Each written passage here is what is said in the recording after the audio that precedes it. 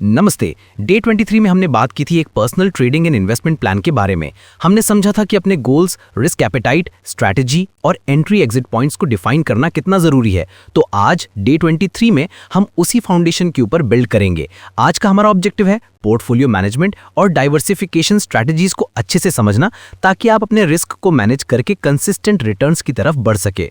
तो सबसे पहले ये पोर्टफोलियो मैनेजमेंट आखिर है क्या? सिंपल शब्दों में पोर्टफोलियो मैनेजमेंट का मतलब है अपने अलग अलग इन्वेस्टमेंट्स यानी असेट्स के कलेक्शन को अच्छे से मैनेज करना। ये एक आर्ट और साइंस दोनों है। आर्ट इसलिए क्योंकि इसमें थोड़ी क्रिएटिविटी लगती है, और साइंस इसलिए क्योंकि ये डेटा और प्रिंसिपल्स पर बेस्ड है। इसका मेन मकसद है आपके रिस्क और रिटर्न्स के बीच एक परफेक्ट बैलेंस बनाना, ताकि आपकी वेल्थ स्टेडीली ग्रो कर सके। आप सोच रहे होंगे कि इसकी जरूरत क्या है, सीधा एक अच्छा स्टॉक खरीद लेते हैं और आराम से बैठ जाते हैं। यहीं पर सबसे बड़ी गलती होती है। मार्केट हमेशा ऊपर नीचे होता रहता है, इसे कहते हैं वोलेटिलिटी।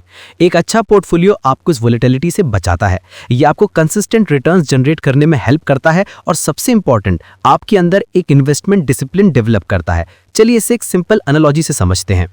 अपने पोर्टफोलियो को एक फ्रूट बास्केट की तरह सोचिए। अगर उस बास्केट में आप सिर्फ एक ही तरह का फल, मान लीजिए सिर्फ सेब रखेंगे, तो क्या होगा? अगर सेब का सीजन चला गया या वो खराब निकले तो आपके पास कुछ नहीं बचेगा। लेकिन अगर उसी बास्केट में सेब भी हैं, केले भी हैं, अंगूर भी हैं, संतरे भी हैं, तो आपको एक हेल्दी और बैलेंस्ड न्यूट्रिशन मिलेगा। एक फल खराब भी हो गया तो बाकी के फल तो हैं ही। इन्वेस्टमेंट्स का भी बिल्कुल यही हिसाब है। अगर सारा पैसा एक ही जगह लगा दिया और वो इन्वेस्टमेंट परफॉर्म नहीं किया, तो आपका पूरा कैपिटल रिस्क पर आ जाता है। पर अलग अलग एसेट्स में पैसा लगाने से आपका रिस्क स्प्रेड हो जाता है और आपका पोर्टफोलियो बैलेंस्ड रहता है। और इसी रिस्क को स्प्रेड करने के प्रोसेस को कहते हैं डाइवर्सिफिकेशन। ये पोर्टफोलियो मैनेजमेंट का सबसे पावरफुल टूल है।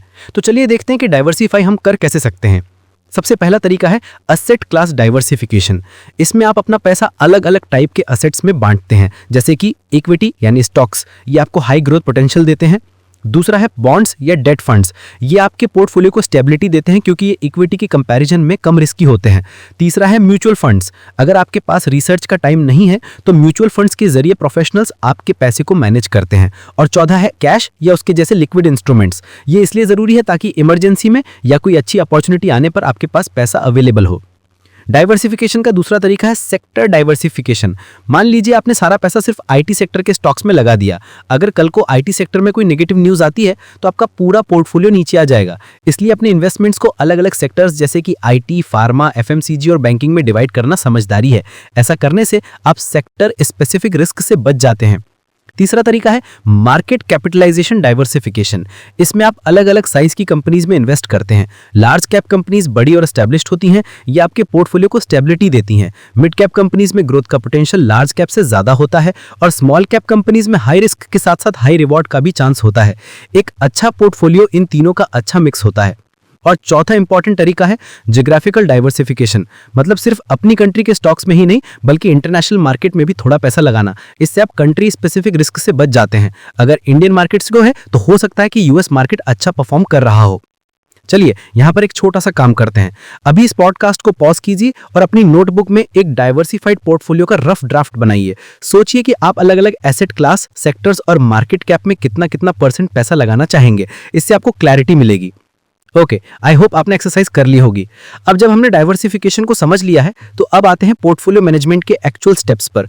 इसके 5 सिंपल स्टेप्स हैं। स्टेप 1 है गोल डेफिनेशन। सबसे पहले आपको ये क्लियर करना होगा कि आप इन्वेस्ट क्यों कर रहे हैं। कि आपका गोल शॉर्ट टर्म है, जैसे 1 साल में कार खरीदना, या मीडियम टर्म, जैसे 5 साल में घर के लिए डाउन पेमेंट जमा करना, या फिर लॉन्ग टर्म, जैसे 20 साल बाद रिटायरमेंट के लिए प्लानिंग करना। आपके गोल्स ही आपके पोर्टफोलियो का फाउंडेशन डिसाइड करेंगे। स्टेप 2 है असेट एलोकेशन। अपने गोल्स और रिस्क लेने की कैपेसिटी के हिसाब से आप ये डिसाइड करते हैं कि कितना कितना % पैसा इक्विटी, बॉन्ड्स, म्यूचुअल फंड्स और कैश में लगाना है। फॉर एग्जांपल, अगर आप यंग है और लॉन्ग टर्म गोल है तो आप इक्विटी में ज्यादा एलोकेशन रख सकते हैं। स्टेप 3 है स्टॉक सिलेक्शन। एक बार एलोकेशन डिसाइड हो गया, फिर आपको सही स्टॉक्स चुनने हैं। इसके लिए आप फंडामेंटल और टेक्निकल एनालिसिस दोनों को कंबाइन करके क्वालिटी स्टॉक्स ढूंढते हैं। सिर्फ सुनी सुनाई बातों पर इन्वेस्ट नहीं करना है, अपनी रिसर्च करना बहुत जरूरी है। स्टेप 4 है रिस्क मैनेजमेंट। इन्वेस्टमेंट किया है तो रिस्क तो होगा, लेकिन स्मार्ट इन्वेस्टर्स उस रिस्क को मैनेज करते हैं। इसके लिए आप स्टॉप लॉस, पोजीशन साइजिंग और जैसा हमने अभी डिस्कस किया डाइवर्सिफिकेशन जैसे टूल्स का इस्तेमाल करते हैं। और आखिरी स्टेप 5 है मॉनिटरिंग एंड रीबैलेंसिंग। पोर्टफोलियो बनाकर भूल नहीं जाना है, आपको उससे रेगुलरली जैसे हर 3 महीने या 6 महीने में रिव्यू करना होता है। देखना होता है कि क्या वो आपके गोल्स के हिसाब से परफॉर्म कर रहा है। हो सकता है कि मार्केट मूवमेंट की वजह से आपका असेट एलोकेशन बिगड़ गया हो। मान लीजिए आपने 50% इक्विटी में रखा था, पर मार्केट अच्छा करने से वो अब 65% हो गया है। ऐसे में आपको उसे रीबैलेंस करके वापस अपने ओरिजिनल एलोकेशन पर लाना होता है। तो चलिए एक और मिनी एक्सरसाइज करते हैं।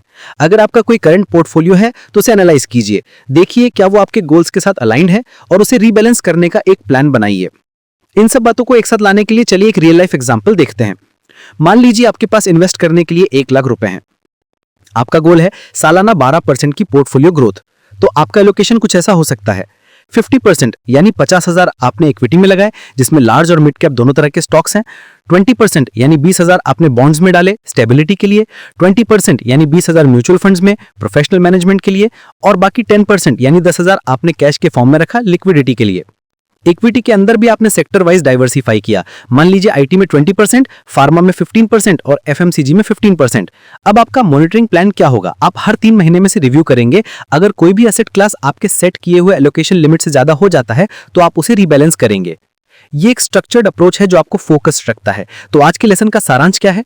पहली बात, पोर्टफोलियो सिर्फ स्टॉक्स का झुंड नहीं बल्कि आपके असेट्स का एक वेल स्ट्रक्चर्ड कलेक्शन है। दूसरी बात, डाइवर्सिफिकेशन रिस्क को कम करने और कंसिस्टेंट रिटर्न्स पाने का सबसे आसान और इफेक्टिव तरीका है। तीसरी बात, स्मार्ट इन्वेस्टर्स अपने पोर्टफोलियो को रेगुलरली मॉनिटर और रीबैलेंस करते हैं। और सबसे इंपॉर्टेंट याद रखिएगा, लॉन्ग टर्म वेल्थ बनाने के लिए डिसिप्लिन और पेशेंस, ये 2 चीजें सबसे जरूरी हैं। एक आखिरी टिप, सिर्फ डाइवर्सिफाई करना काफी नहीं है, असेट्स की क्वालिटी पर फोकस करना भी उतना ही जरूरी है। फंडामेंटल और टेक्निकल चेक्स को कभी इग्नोर मत कीजिए। तो ये था हमारा डे 23। अगले लेसन में हम सीखेंगे reviewing and adjusting your personal trading plan. हम देखेंगे कि अपने प्लान को वक्त के साथ कैसे बेहतर बनाया जा सकता है। अगर आपको आज का सेशन पसंद आया तो इसे लाइक जरूर करें और कमेंट सेक्शन में #FinMantra 30 डेज के साथ बताएं कि आपने क्या सीखा। और हाँ, जो मिनी एक्सरसाइज दी गई हैं उन्हें अपनी नोटबुक में कंप्लीट करना मत भूलिएगा। छोटे छोटे स्टेप्स ही आपको एक बड़ा इन्वेस्टर बनाएंगे। मिलते हैं कल।